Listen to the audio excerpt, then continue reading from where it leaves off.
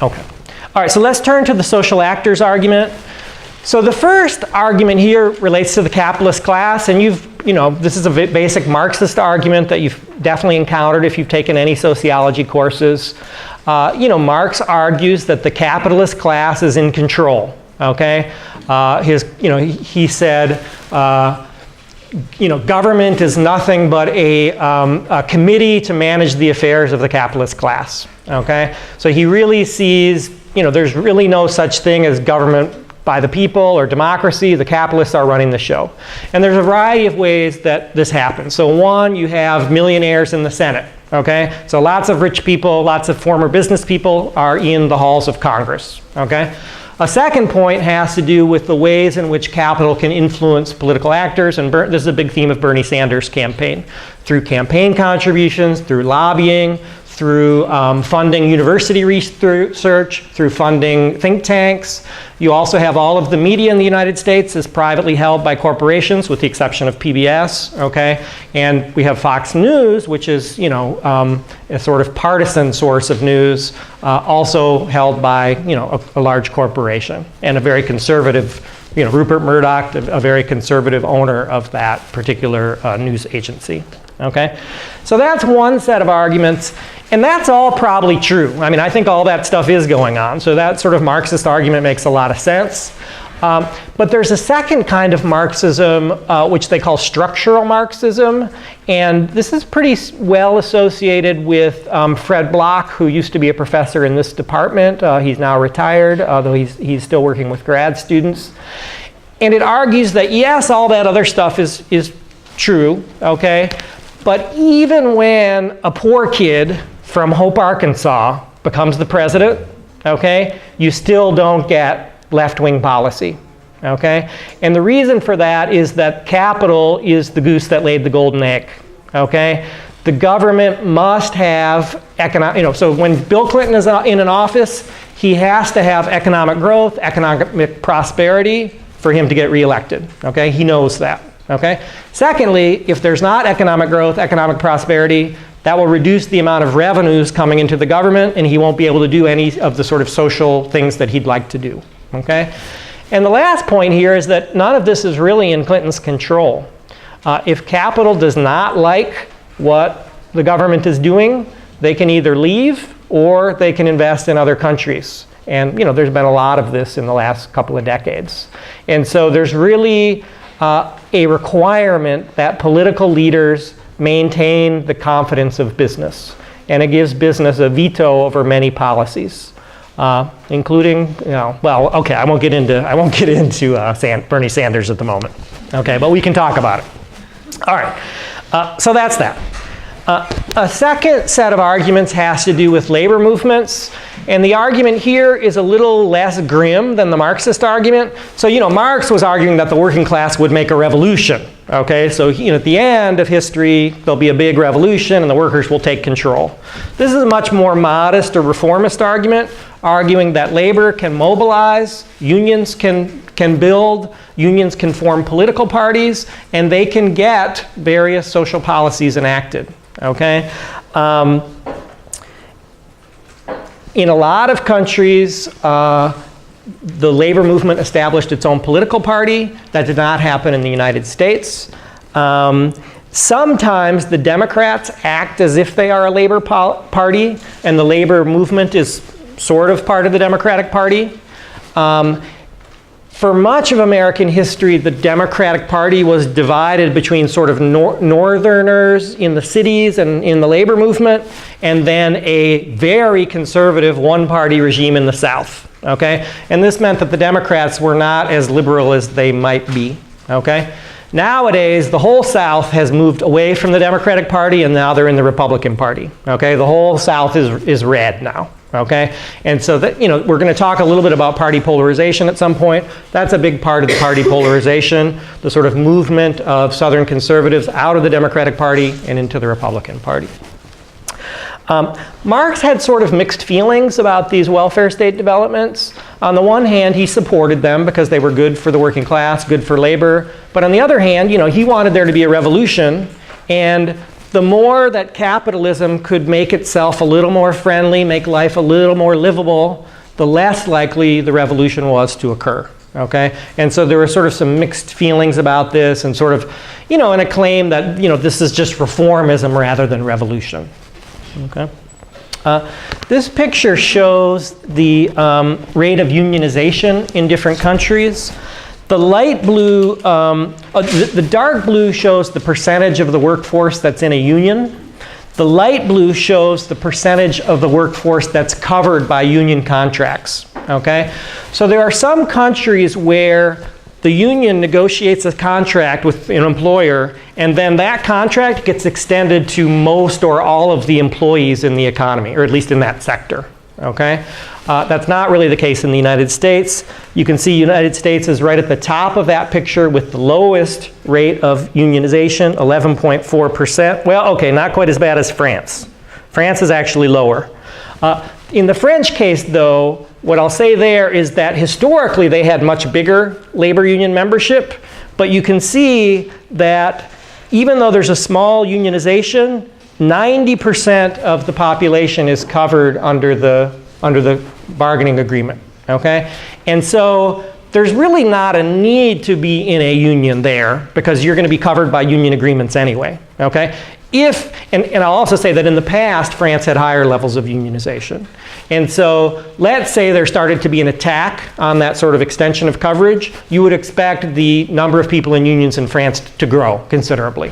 Okay? The United States is a different picture, very low levels of unionization. And I'll talk in a minute I'm going to talk now about why that might be the case. So hundreds of books have been written on the subject of why labor is so weak in the United States. So there's a variety of arguments. I won't go deeply into any of them. So one set of arguments argues that at the beginning of America, the United States was fairly egalitarian compared to Europe. More income equality, also more sort of equality of citizens. You didn't have formal classes. If you guys watched Downton Abbey, you didn't have anything like Downton Abbey in the United States with lords and barons and stuff like that, and with this really, distinct hierarchy between different types of people. You had inequality, sure, but the notion was that all Americans were equal, as citizens, essentially. So that's one set. Another set of arguments is that Americans have always moved a lot, more than people in other countries, and so there's a lot of mobility. So if somebody doesn't like what's happening in a particular place, they'll just move somewhere else. And that was especially the case when the frontier was open. The government if you would go and work the land under the Homestead Act for a certain number of years, they would give you the land. Okay? So for a lot of people in the East, the frontier became a sort of safety valve to get away from things that they didn't like in the North, or in the East, I should say. There's a cultural argument arguing that Americans just don't like unions because it's too communal. They prefer to be, fending for themselves. They just really aren't into unions, essentially. There's also a federalism argument, an institutional argument, but I'm going to hold off on talking about this until later, later today. And then lastly is repression. At the end of the 19th century and the beginning of the 20th century, there was quite strong repression of unions, both by federal and state armies, as well as by private employees of the employers. If you ever see the movie Matewan, this is a movie about a coal mining strike where the coal mining company hired a bunch of goons. The Pinkerton Detective Agency hired all these goons from Pinkerton to come in with guns and shoot the strikers. And nobody punished them. So there's quite a lot of incidents of this where strikers were killed essentially, or imprisoned because they were thought to be communists in the United States. So pretty strong repression of unions here. I guess in recent years, and especially since the Reagan era, there have been a variety of attempts to make it more difficult to form a union, and it is under the law, employers cannot fire you for starting a union. However, the enforcement of that law has been quite weak, and employers do a lot of things that they're not supposed to under existing labor law. Okay. Questions or comments so far? Yes, Marty. It's called Matewan. Matewan. I'm trying to remember the name of the director. No, I don't remember right now. Oh, it's John Sayles. It's a John Sayles film. Okay. And it's pretty good movie. Okay. So another set of arguments relates to political parties. Okay, and this is a pretty persuasive argument in my view. Okay, the argument here is that there were sort of different patterns of parties in the three regions of the world, the three regions of the rich world, I should say. So in Scandinavia, basically labor parties were in control for most of the post-war period. Okay, that's the first point. In Europe, there was sort of a alternation between two main parties, the Labor Party and the Christian Democratic Party, okay? And we don't really have a Christian Democratic Party here. You might think of the social conservatives in the Republican Party as being somewhat like a Christian Democratic Party here. These were mainly Catholic and Lutheran. It was like a Catholic and Lutheran party in the case of Germany. They focused very much on sort of classical conservatism, a focus on community, authority, militarism, traditionalism, patriarchy. You know, women should occupy traditional roles in this view.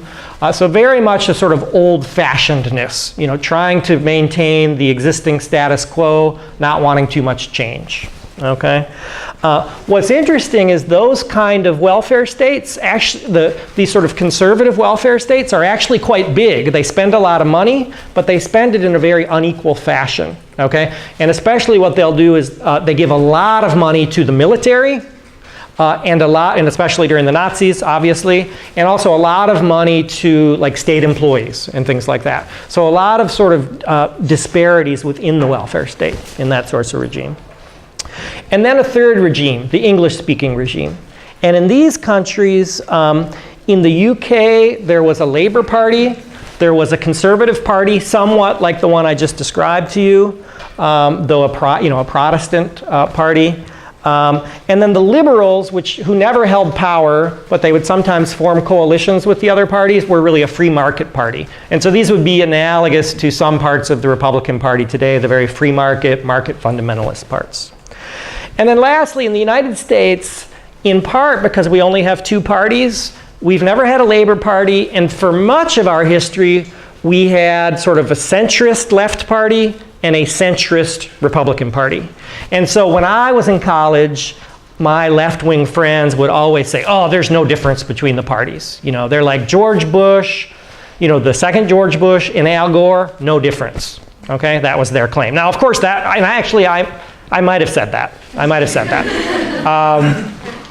I actually did say it at a party, and I regretted it so much afterwards. Because they were not the same. They really were not the same. But part of the problem is that we didn't expect George W. Bush to be quite, I thought he was just, you know, a goofball who didn't have any desires or ideas, right?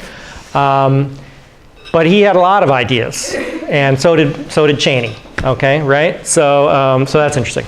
At any rate, the American parties have really been moving apart in the last, really since Reagan. And so, and part of that, as I mentioned, is the movement of Southerners into the Republican Party, such that we really, I mean, at no time, really since the Civil War, have our parties been so distinct in their ideology. It's a really unique time in American history. It's a time when elections are extremely consequential, yeah, it's really quite something. It's also a time, as I'll talk about in a minute, when you combine polarization with fragmentation, you get nothing, just gridlock. Okay, and we've been in gridlock for a while, and we're likely to continue with gridlock. Okay. You know, and just a word about Hillary and Bernie. There's sort of this argument about what they're all going to do, but they're not going to do anything. Neither of them are going to get anything done. Okay, they're going to face a Republican House who will not play. They're not going to play ball, and so just that's it. All right. Okay. So one thing I will say about these sort of political party arguments is they do a pretty good job of explaining the size of the welfare state in sort of the post-war period. they're less good at explaining the origins of different welfare states. Just as an example, Germany's welfare state did not come from the Labor Party. It came from Otto von Bismarck, a Prussian, sort of pro-militarist, authoritarian leader, and he's the one who first established pensions. And he was doing so mainly to prevent any sort of communist revolution. So it was actually an initiative from the right to try and avoid revolution from the left. Okay, so it's not only labor that creates these sorts of policies. Okay, this picture just shows you. This is in the period from like the end of the World War II to 1980, and it tells you the number of years that the different parties were in control of the government. Okay, and you can see that in Scandinavia, the Labor Party was in control for virtually the entire period. Okay, in all of those countries. I guess in Norway, there was 1 year in which the Christian Democrats were in charge. Then when you look at Central Europe, you really see this sort of alternation between the parties. Labor holding power about half the time, the Christian Democrats holding power about half the time. Okay? As I said, that didn't mean they got a small welfare state, but they did get a welfare state that was less egalitarian than the Scandinavian welfare state. And then you look at the American case, and you can see that a Labor Party has not, there is really no Labor Party in the United States.